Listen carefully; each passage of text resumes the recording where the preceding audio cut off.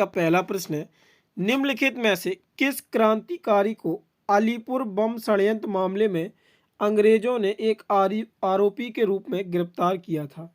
कन्हैयालाल दत्त को, रोशन सिंह को, राजेंद्र लाहिड़ी को और अशफाक उल्लाह खान को।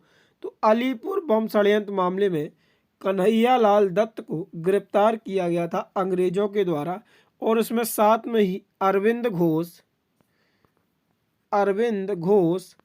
और बीरेन घोष जो कि अरविंद घोष के भाई थे, और अन्य 36 बंगाली लोगों को भी गिरफ्तार किया गया था अलीपुर बम षड्यंत्र में। अगला प्रश्न देखते हैं। ये सीरीज आप लोगों की SSC GD previous year question की सीरीज चलाई जा रही है, जो आपके SSC GD exam point of view से बहुत ज़्यादा इम्पोर्टेंट है। ये सीरीज का 15वां वीडियो है। अगर आप लोगों ने बाकी के पिछले वीडियो नहीं देखे हैं SSC GD previous year series के, तो डिस्क्रिप्शन में लिंक दिया हुआ है पूरी प्लेलिस्ट का, वहाँ से आप लोग बाकी के वीडियो देख सकते हैं। और ये वीडियो बहुत ज़्यादा इम्पोर्टेंट है, तो इसको लास्ट में आपसे एक प्रश्न भी पूछा है, उसका आंसर आप लोग कमेंट बॉक्स में ज़रूर दें। तो प्रश्न देखते हैं। प्रश्न है, निम्नलिखित में से कौन सा हड़प्पा स्थल हरियाणा में है? राखीगढ़ी, कालीबंगन, लोथल, धोलावीरा। तो जो हरियाणा में हड़प्पा स्थल है वो कौन सा है? तो इसका राइट आंसर होगा राखीगढ़ी। राखीगढ़ी जो हड़प्पा स्थल है वो हरियाणा में स्थित है। अब यहाँ पे देखते हैं बाकी के पार्ट। कालीबंगन और लोथल ये कहाँ पे स्थित है? तो कालीबंगन जो है वो राजस्थान में स्थित है। ये कहाँ पे स्थित है? तो ये है राजस्थान में स्थित है, और इसकी खोज 1951 में की गई थी। ये सतलज नदी के किनारे पर है। जो ये लोथल है ये कहाँ पे है? तो ये लोथल जो है ये गुजरात में स्थित है, भोगावा नदी पर। कहाँ पे? भोगावा नदी पर। धोलावीरा भी गुजरात में स्थित है, और ये भी भोगावा नदी पर स्थित है। अगला प्रश्न देखते हैं। अगला प्रश्न है, और बाकी के हड़प्पा स्थल देख लेते हैं जो कि अन्य 3 इम्पोर्टेंट हैं, और जो पाकिस्तान में है वो कौन से हैं? एक हड़प्पा है, हड़प्पा ये 1921 में खोजा गया था दयाराम साहनी के द्वारा जॉन मार्शल की अध्यक्षता में, और दूसरा है मोहनजोदड़ो। दूसरा कौन सा है? मोहनजोदड़ो, जिसकी खोज 1922 में की गई थी, और ये सिंधु नदी के किनारे है। और मोहनजोदड़ो की खोज जो है वो आर.डी. बनर्जी के द्वारा की गई थी, और हड़प्पा जो है ये रावी नदी के किनारे पर स्थित है। अगला प्रश्न देखते हैं। अगला प्रश्न है, अपरकोट बौद्ध गुफाएं गुजरात में किस शहर में मिलेंगी?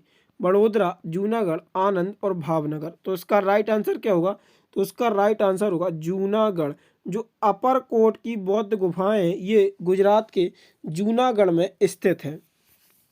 यहाँ पे बौद्ध धर्म की बात हुई है, तो बौद्ध धर्म के जो संस्थापक माने जाते हैं वो महात्मा गौतम बुद्ध को बौद्ध धर्म का संस्थापक माना जाता है, और इनका जो जन्म हुआ था वो 563 बीसी में हुआ था, और जो इनकी मृत्यु हुई थी वो 483 बीसी में गौतम बुद्ध की मृत्यु हुई थी। और इन्होंने जो घर छोड़ा था वो 29 वर्ष की अवस्था में इन्होंने घर छोड़ दिया था, और इस प्रक्रिया को ही महाविनिष्क्रमण बोला गया था। और इनको ज्ञान प्राप्ति हुई 7 साल बाद, यानी कि 36 वर्ष में इनको ज्ञान प्राप्ति हुई। वो कहाँ पे हुई?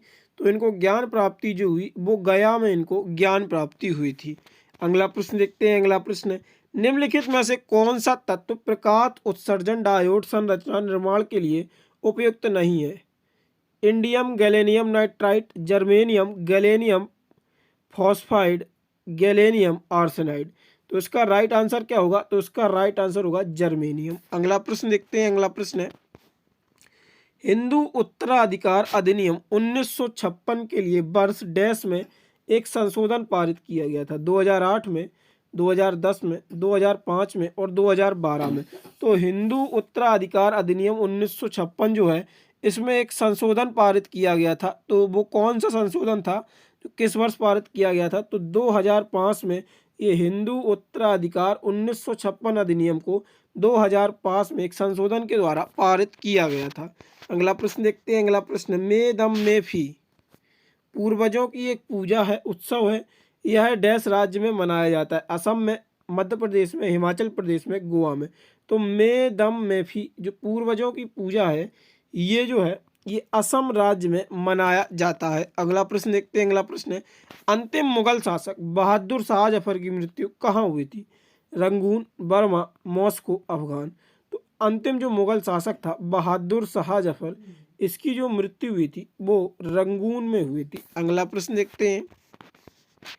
अगला प्रश्न है यहाँ पे, किस देश की अत्यधिक कुशल उच्च शिक्षित पेशेवर आबादी के एक बड़े भाग का बेहतर आर्थिक और सामाजिक अवसर के लिए दूसरे देशों में प्रवास क्या कहलाता है?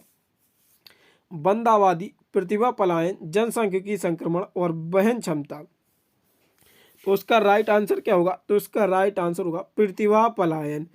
जो एक अत्यधिक कुशल होते हैं, शिक्षित होते हैं और आबादी के एक बड़ा भाग होता है जो दूसरे देश में आर्थिक अवसर और सामाजिक अवसरों की तलाश में प्रवास करते हैं, तो वो प्रतिभा पलायन के रूप में जाना जाता है।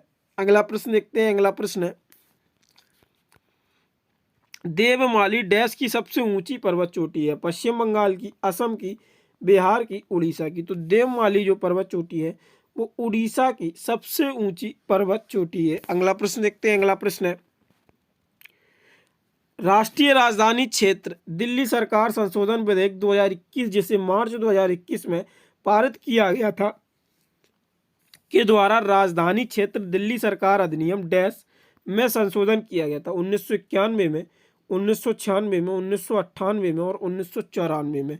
तो ये जो संशोधन में अधिनियम था, ये 1991 अधिनियम को 2021 में संशोधित करके इसको विधेयक बनाया गया था, जो 2021 में लाया गया था।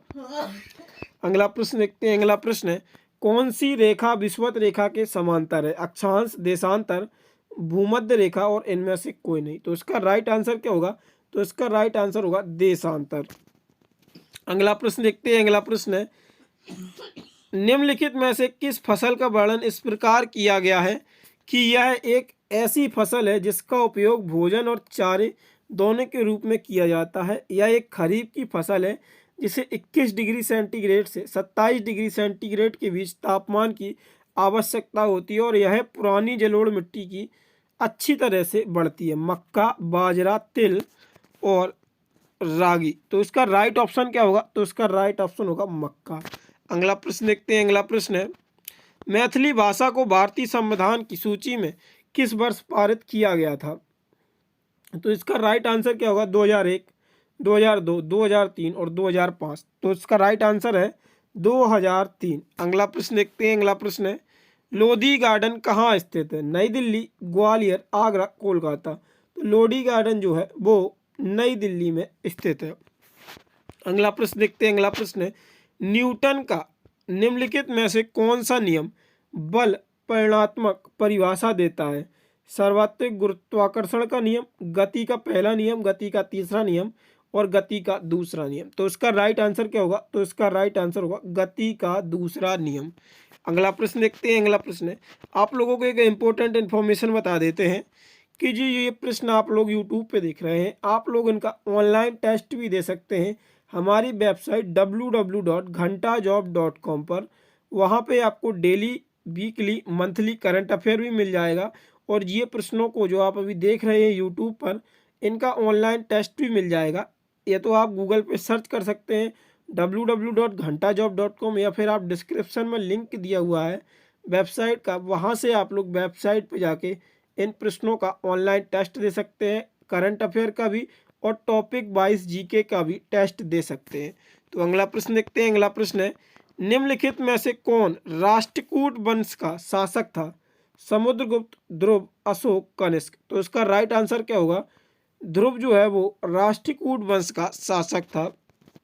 अगला प्रश्न देखते हैं। अगला प्रश्न है, निम्नलिखित भारतीय संविधान के 100वें संशोधन को मंजूरी निम्नलिखित में से किस भारतीय राष्ट्रपति ने दी थी? एपीजे अब्दुल कलाम, प्रणब मुखर्जी, प्रतिभा देवी सिंह पाटिल और रामनाथ कोविंद। तो इसका राइट आंसर होगा प्रणब मुखर्जी। प्रणब मुखर्जी के द्वारा भारतीय संविधान के 100वें संविधान संशोधन को मंजूरी दी गई थी। अगला प्रश्न देखते हैं। अगला प्रश्न है, पीआईबी द्वारा भारत के सकल घरेलू उत्पाद जीडीपी का मूल्य डैश में प्रकाशित किया जाता है। ये भारतीय रुपए, युआन और अमेरिकी डॉलर। तो इसका राइट आंसर क्या होगा? तो इसका राइट आंसर होगा भारतीय रुपए में। और ये पहली बार किया गया था कि पीआईबी ने जो घरेलू उत्पाद है भारत का, जीडीपी सकल घरेलू उत्पाद, वो भारतीय रुपए में प्रकाशित किया हो। अगला प्रश्न देखते हैं। अगला प्रश्न है, ओजोन डैश एक अपरूप है, carbon dioxide, oxygen, nitrogen, hydrogen. तो इसका राइट आंसर क्या होगा? तो इसका राइट आंसर होगा ऑक्सीजन। अगला प्रश्न देखते हैं। अगला प्रश्न है, सरदार पटेल प्राणी उद्यान किस राज्य में स्थित है? बिहार, गुजरात, उत्तर प्रदेश, मध्य प्रदेश। तो सरदार पटेल प्राणी उद्यान जो है वो गुजरात राज्य में स्थित है। अगला प्रश्न देखते हैं। अगला प्रश्न है, भारतीय सेना दिवस कब मनाया जाता है? 15 जनवरी, 20 सितंबर, 1 अगस्त और 21 जुलाई। तो जो भारतीय सेना दिवस है ये 15 जनवरी को मनाया जाता है। अगला प्रश्न देखते हैं। अगला प्रश्न है, विशेष रूप से उमस भरी गर्मी के दौरान शरीर से निकलने वाली दुर्गंध पसीने पर डैश की क्रिया के कारण होती है? नमी, जीवाणु, मेलानिन और विषाणु। तो इसका राइट आंसर क्या होगा? जीवाणु के कारण ये दुर्गंध फैलती है। अगला प्रश्न देखते हैं। अगला प्रश्न है, निम्नलिखित में से कौन सा पर्यावरणीय उत्सव घरों, व्यावसायिक प्रतिष्ठानों और अन्य विभिन्न स्थलों आदि की सभी लाइटों को 1 घंटे तक बंद करके मनाया जाता है? अर्थ चार्टर, पृथ्वी दिवस, अर्थ आवर और विश्व पर्यावरण दिवस। तो ये अर्थ आवर के रूप में मनाया जाता है। अगला प्रश्न देखते हैं। अगला प्रश्न है, निम्नलिखित में से कौन सा नृत्य यूनेस्को को द्वारा मान्यता प्राप्त है? गिद्धा, कालबेलिया, डालखाई, भांगड़ा। तो कालबेलिया नृत्य जो है वो यूनेस्को के द्वारा मान्यता प्राप्त नृत्य है। और ये कालबेलिया नृत्य जो है ये राजस्थान का राजस्थान से संबंधित ये नृत्य है और इसको यूनेस्को ने मान्यता दी हुई है। अब देखते हैं लास्ट प्रश्न, जिसका आंसर आप लोगों को हमें कमेंट बॉक्स में बताना है। तो प्रश्न है आप लोगों की, निम्नलिखित में से कौन सा फूल का एक भाग नहीं है? पुष्पवृंत, बहादल, स्त्री केसर और पुकेसर। इसका आंसर आप लोगों को हमें कमेंट बॉक्स में बताना है। अगर आप लोगों को वीडियो पसंद आई हो तो वीडियो को लाइक करें, चैनल पर पहली बार हैं या अभी तक चैनल को सब्सक्राइब नहीं किया है तो चैनल को सब्सक्राइब करें। और हमारे टेलीग्राम से जुड़ने के लिए डिस्क्रिप्शन में लिंक दिया हुआ है, वहाँ से आप लोग हमारे टेलीग्राम चैनल को ज्वाइन कर सकते हैं। बाकी धन्यवाद।